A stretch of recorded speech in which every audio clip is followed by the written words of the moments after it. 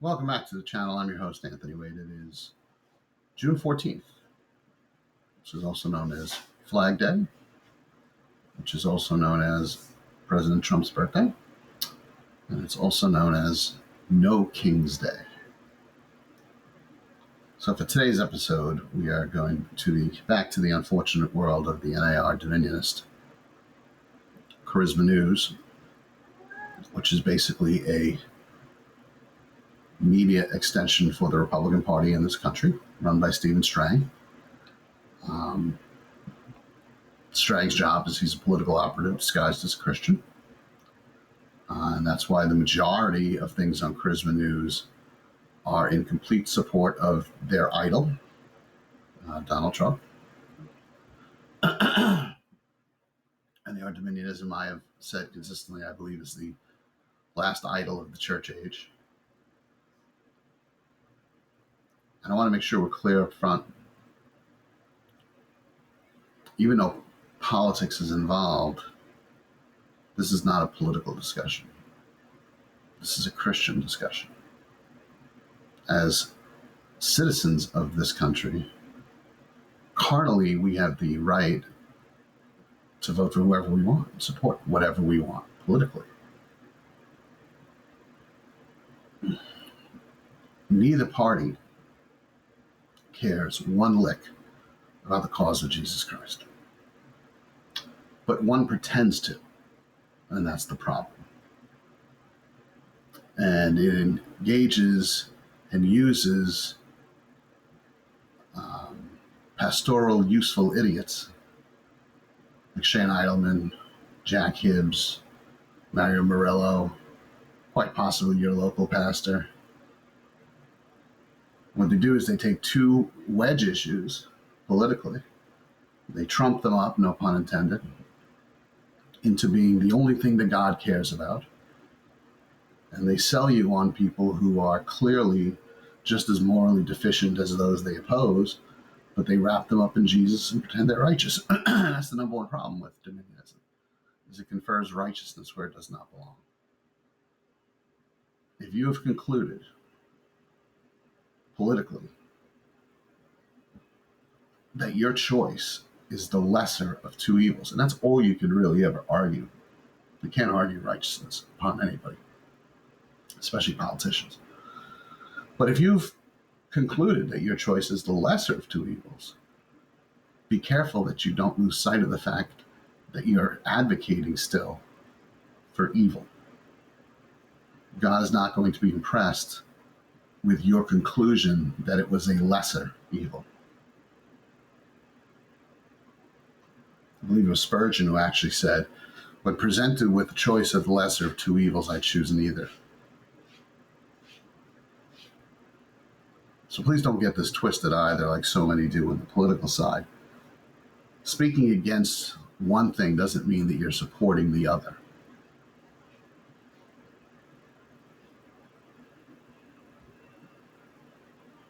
Like I said, neither party cares about the cause of Christ, but one pretends to. So what we have is this day has also wrought the end result of hatred and vitriol and anger that represents not both sides, the Republican side. I don't play whataboutism games, and I call spades spades. You might be able to point to one or two people on the left who probably should shut their mouths. But the amount of people on the right, now part of that is also because the right's in power, but the rhetoric has gotten to the point where unhinged, unstable, potentially demonically influenced people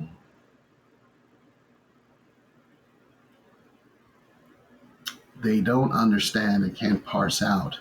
They have no respect for life, which is oftentimes the cry of the religious right.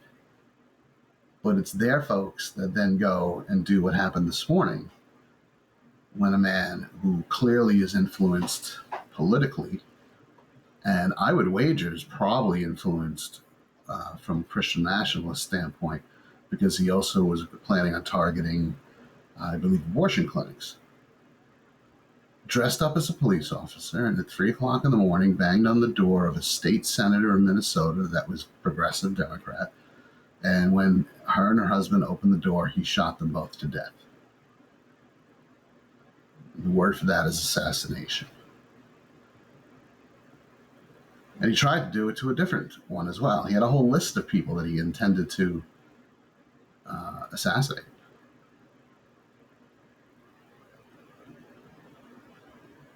Just keep that in the back of your mind. Those are real people, even if you disagree with their politics. We've lost our way as a society. We've certainly lost our way as a church. And quite frankly, the society has lost its way further and deeper because the church refuses to do the role that God has set out for it, which is to preach the unvarnished gospel of Jesus Christ, not the NAR dominionist version. So that being said, the article today from Charisma News, exposing no kings, a billionaire-fueled anti-Trump machine gears up for June 14th power grab. So I start with, what the hell is this doing on a Christian website? That's the first question. And what we're going to do when we review this is we're going to reveal the strategy of the Republican Party and their using of the useful idiot and Stephen Strang to promote propaganda, to bear false witness, and to basically vilify and smear half the population that simply disagrees with them politically.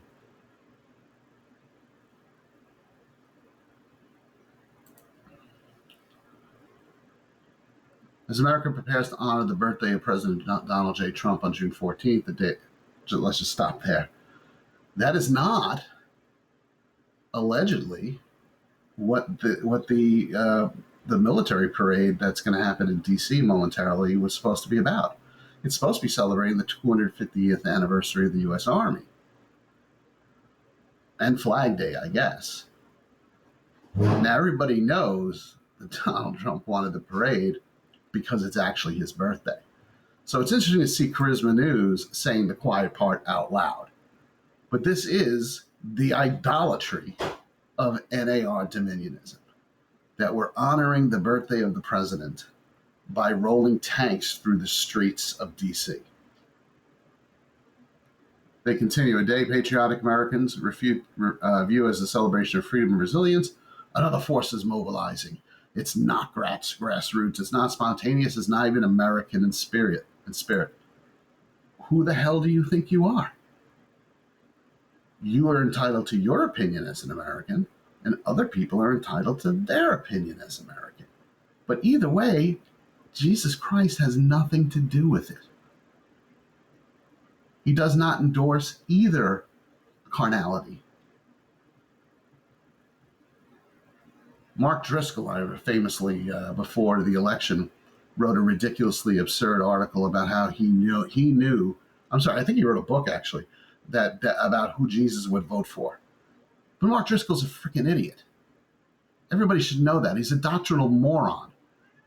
He's also an escapee from church justice, running away in the middle of the night from Mars Hill Church in Seattle, a church that he eviscerated, stole $200,000 in tithe monies to gain the New York Times bestseller list. But he wants to offer us his moral opinion about who Jesus would vote for. Like Jesus is into impoverishing the poor. Do you even own Bibles?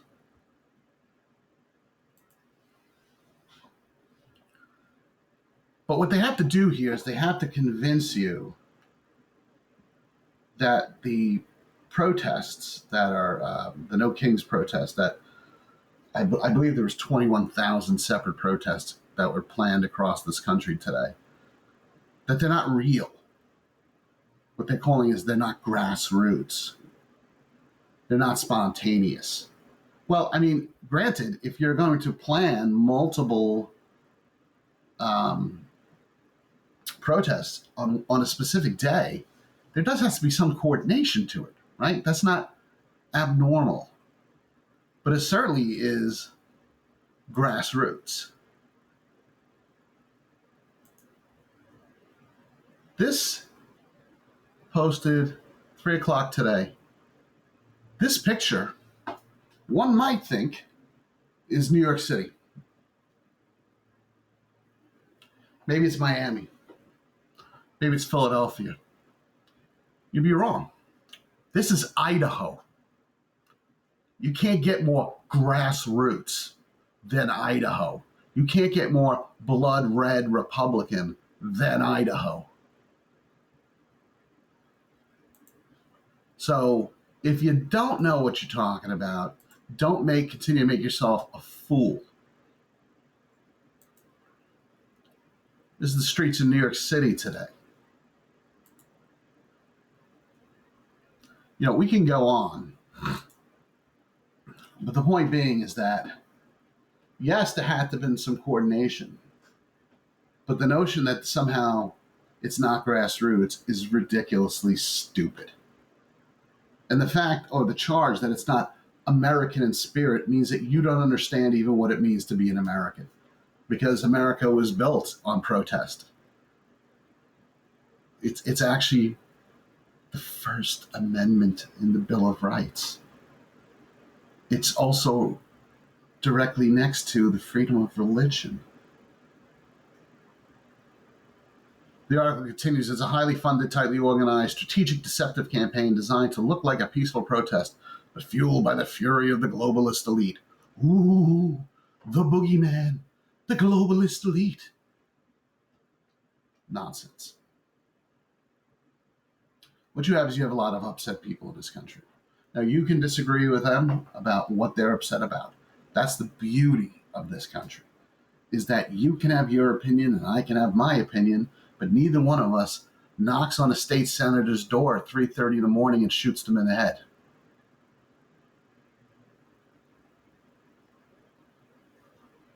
Leading the charge, none other than Christy Walton, heiress to the Walmart fortune, estimated $19.3 billion. They're political pawns, a collection of radical activists, progressive educators, socialist sympathizers.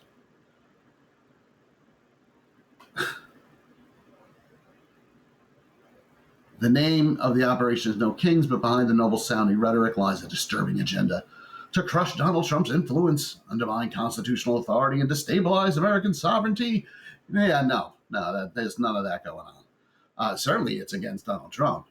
Certainly, it would be trying to curb his influence, since he's violating so many parts of the Constitution and the job that he's doing in the name of Jesus, I might add.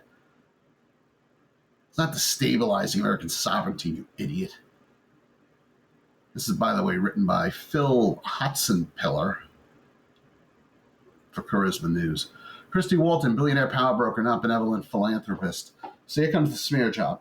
For years, Christy Walton has carefully crafted an image of a quiet philanthropic figure donating environmental causes and arts programs, but the mask is dropped. Walton's true political aims have become unmistakable. A full-page advertisement in the New York Times this past Sunday, June 8th, paid for out of her own pocket, urged Americans to mobilize on Saturday, June 14th, the same day as Trump plans a military celebration in Washington, D.C. This isn't a coincidence. It's a direct challenge. Okay. So, let's first deal with the smear job. Now, I don't know Christy Walton. I've certainly heard of Walmart, and she's the heir, I guess, to the fortune. This is AI's overview of the person that Charisma News just smeared as not really being philanthropic. The AI overview. Christy Walton has supported a variety of philanthropic causes with a focus on education, conservation, and community development. She's also been involved in supporting vulnerable populations, including women and youth, and promoting positive social change. Education. She believes in the power of education. Her foundation, the Walton Family Foundation, has historically supported education initiatives, including scholarship programs for Central American students and programs for single mothers. She also has supported institutions of higher education, such as Sam M. Walton's College of Business and the University of Arkansas. She supports programs that promote ecological literacy inspire youth to take an active role in conservation. God's creation. Number 2, conservation science. She's involved in initiatives to promote conservation, environmental education, wildlife rehabilitation, particularly with amphibians and reptiles. Her projects include supporting Rusted Gate Farm, which allows farm owners to sell and retire without losing their land, and Resilient Drug Supply Project, which provides a detailed map of the drug supply chain. Tell me again, Charisma, why she's not really philanthropic? Community development and civil society. She supports programs to empower vulnerable populations, including women, youth, and seasonal migrant workers. Oh, that must be why they don't like her. She's established Ayalumbra, a collective of organizations focused on social, economic, and environmental well-being. She supported creation of community and urban food gardens to teach healthy lifestyles. She's donated her own historic Victorian home to the International Community Foundation Center for Cross-Border Philanthropy and endowed it with $4 million for preservation. She's also supported a production of the film. And she's publicly criticized Donald Trump. So now we know why they don't like Christy Walton. But you didn't have to smear her in the name of Jesus. You didn't have to pretend that she's not what she is. And I might add, you're tossing out her $19 billion empire. Is just a smidge hypocritical when you consider the fact that the idol that you worship is worth more than that just from the meme coin that he scammed from people. And then you can even go on to Elon Musk, who's the richest man in the world, and it was worth $400 billion. But yet I don't recall ever reading an AI summary of Elon Musk's philanthropic work. Because, Jesus. So basically what they're saying here is that they don't like the fact that she took out an ad encouraging people to take part in one of the protests that was coming up for No King's Day today. Yeah, that doesn't remove the fact that she's clearly philanthropic. Now listen, maybe people don't agree with her causes. I mean, a lot of it sounded pretty Christian to me. Taking care of the least in society, educating people, caring about women and the marginalized. Now I know she apparently also has a soft spot in her heart for helping migrants, and I know that's anathema right now to the NAR Dominionist, who thinks that people of Hispanic origin who happen to be in this country should all be deported to Salvadorian prisons. But that ain't what Jesus says. You may want to read the Bible.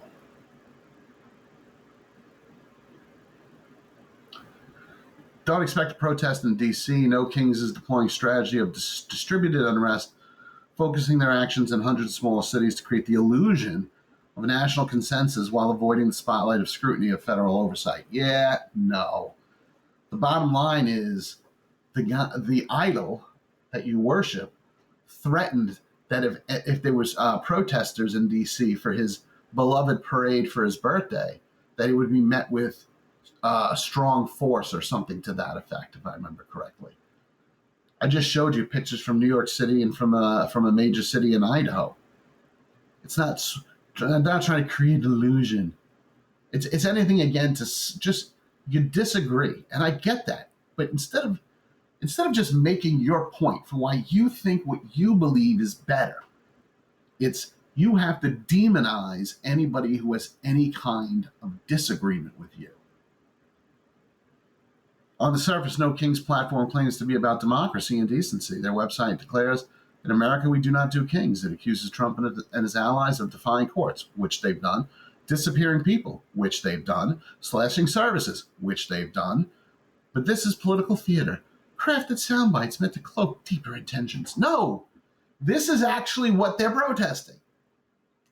He has defied the courts at every turn.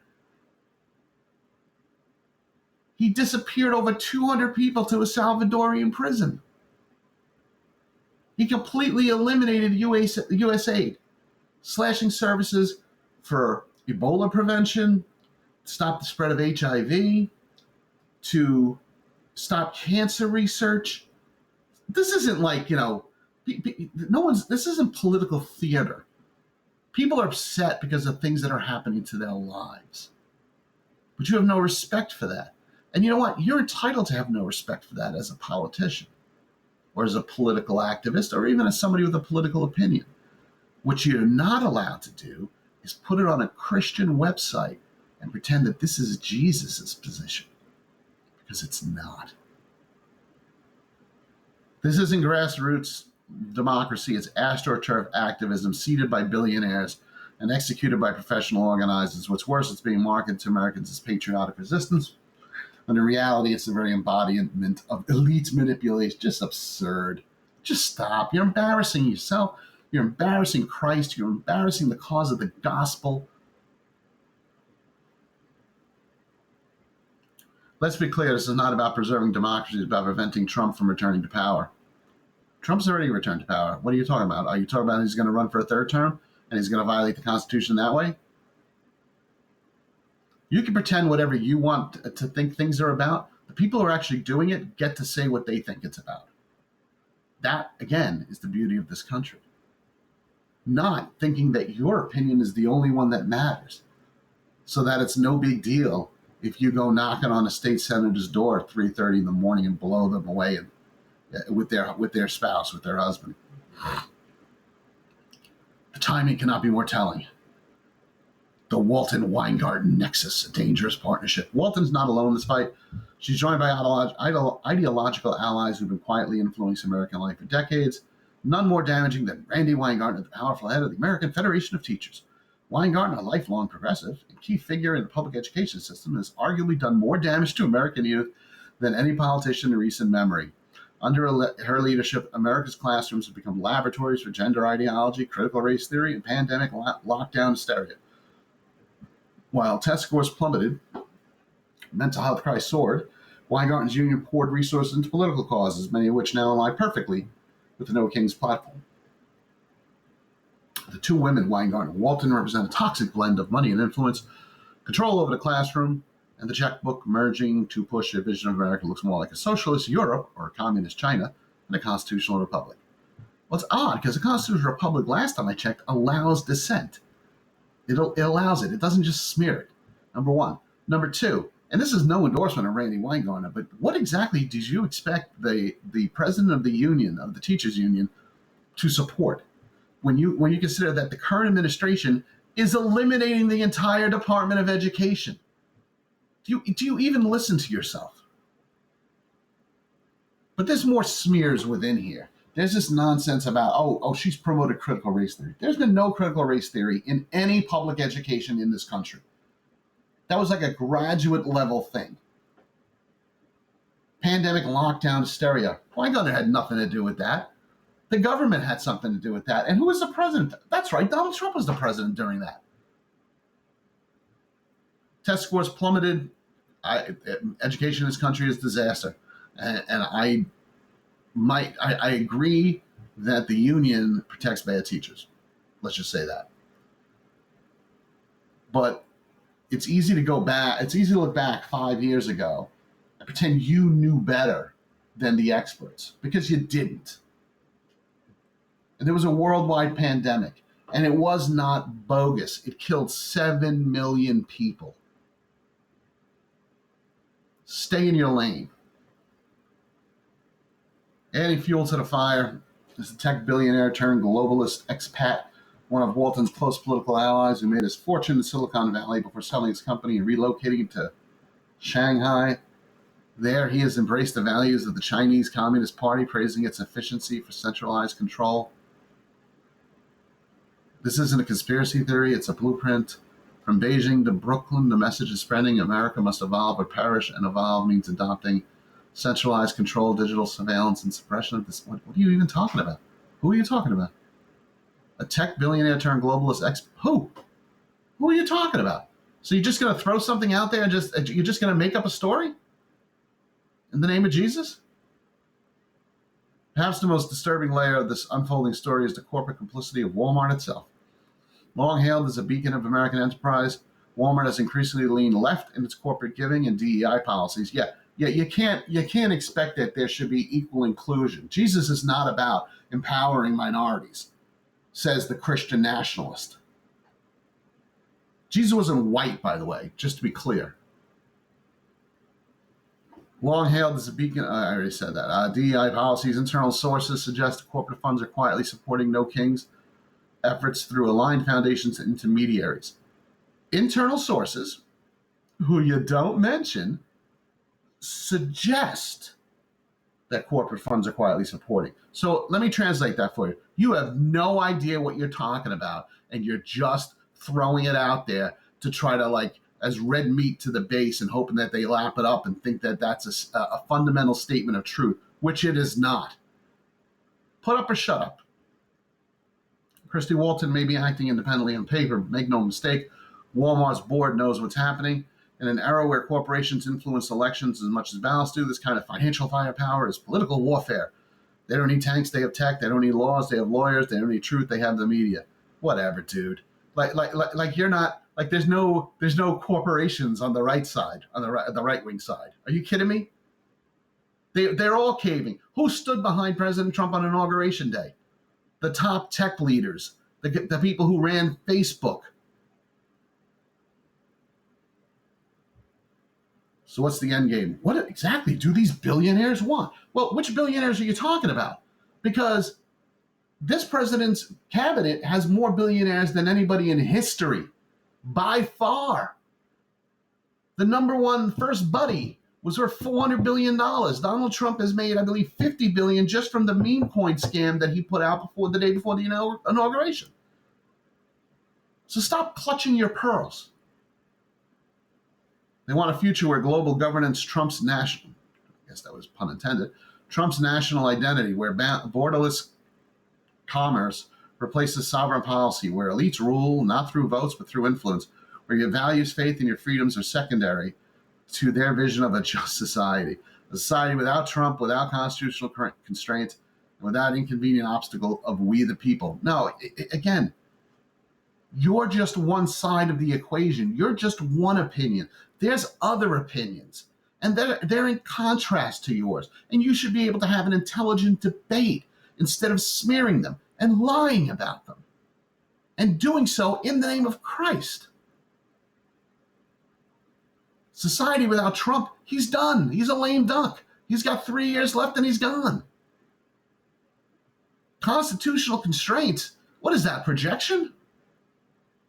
June 14th is not just a protest, it's a declaration of war against populism, against Trump, and ultimately against America, the America our founders envisioned. You need to do a history lesson, buddy. I taught American history. How about you? But this kind of rhetoric, it's a declaration of war. People listen to that. Then they get dressed up as a cop. And they go to a state senator's house at 3 a.m. and they ring the bell and they kill her and her husband. Be careful what you're supporting. Final thoughts, don't be fooled. Make no mistake, the No Kings movement is not noble, it's not democratic, it's not for the people. It is anti-Trump, anti-freedom, and anti-American at its core. So you understand what they're basically saying, because the idol in their idolatry is being questioned, and that can't happen in a cult. So automatically, if you're against Trump, you're not noble, you're not democratic, and you're not for the people. This is the definition of a cult. We must expose this network of deceit, greed, and manipulation. Really? Deceit. The guy who I believe lied over 30,000 times in his first administration. Greed. The guy who put out the meme coin the day before his inauguration, he's made $50 billion from it. And manipulation. The guy who uses Stephen Strang and Charisma News to spread his propaganda in the name of Jesus. June 14th, stand tall, celebrate freedom, celebrate truth. Remember, America, we don't do kings, but we don't kneel to billionaires. Are you serious? Are you serious? Your idol is a billionaire. His number one guy is the richest man in the world. We don't kneel to billionaires? Who do you think you're kneeling to?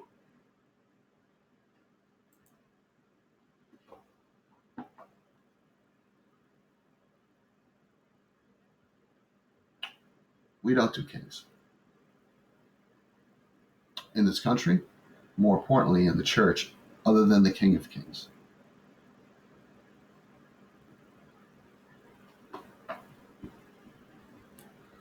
I would just as soon never discuss politics. It just divides people. But there is a serious disease in the church today.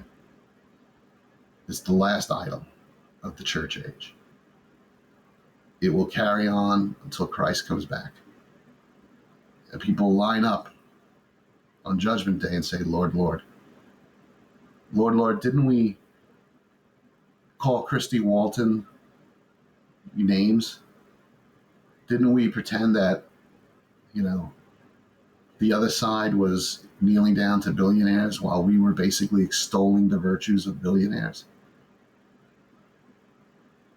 Didn't we do all this in your name? Didn't we look the other way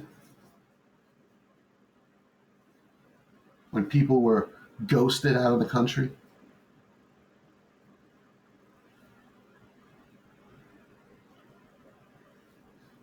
I talked about this the other day. There's a little girl in California, 4 years old, I believe, from Mexico. She had some kind of really, really powerful, strange condition that I'm a disability expert and I never heard of it, where apparently her body cannot feed itself nutrients. So she came to this country on what's called a humanitarian visa, and that allowed her to see our good doctors who created this backpack for her that has an IV that feeds her nutrients 14 hours of each day.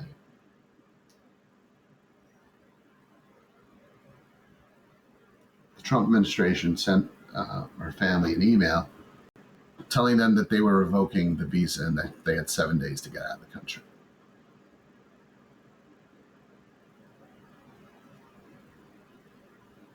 That is what you now are in bed with.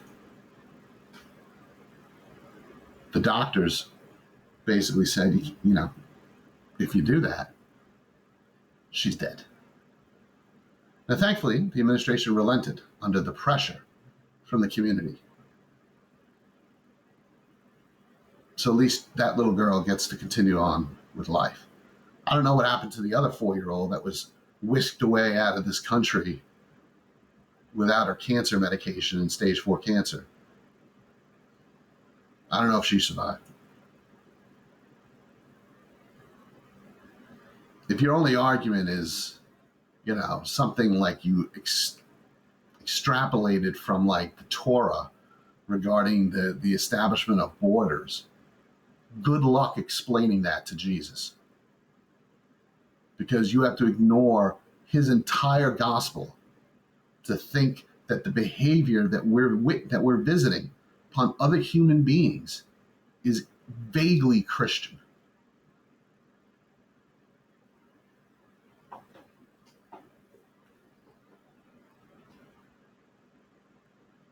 Listen, guys, thank you for stopping by and listening to my rant for 33 minutes.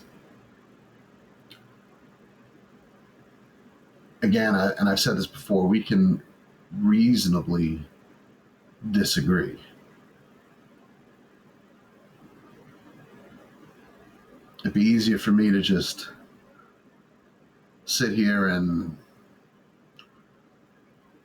exposit, Bible verses and go chapter by chapter and not weigh in on anything that's absolutely crushing the church today. The church has lost 40 million people in the last 25 years. And the top reason given by those who are leaving, the hypocrisy of Christians.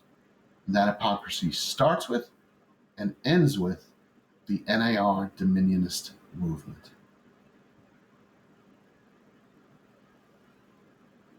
Think whatever you want about the people who protested today, or no kings, or Christy Walton, or whatever the nonsense Charisma wanted to spew. Think whatever you want about them. You're entitled to as an American. They're entitled to their opinion, and We can have spirited debates about what might be better for the country one way or the other. But somewhere today in Minnesota, a family has been crushed.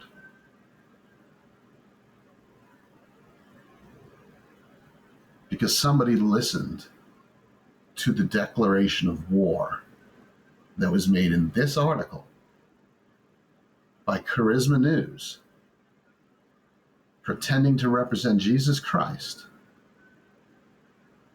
put on a fake police officer uniform,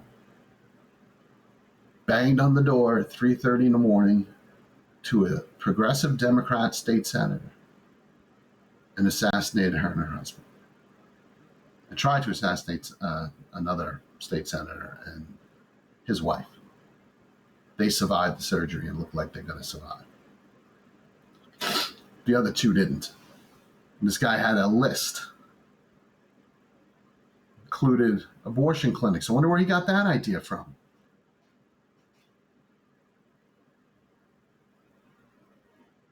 Jesus said, "My kingdom is not of this world,"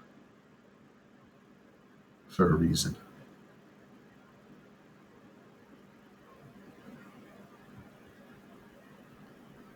Leave your comments in the comments section. I try to get back to everybody.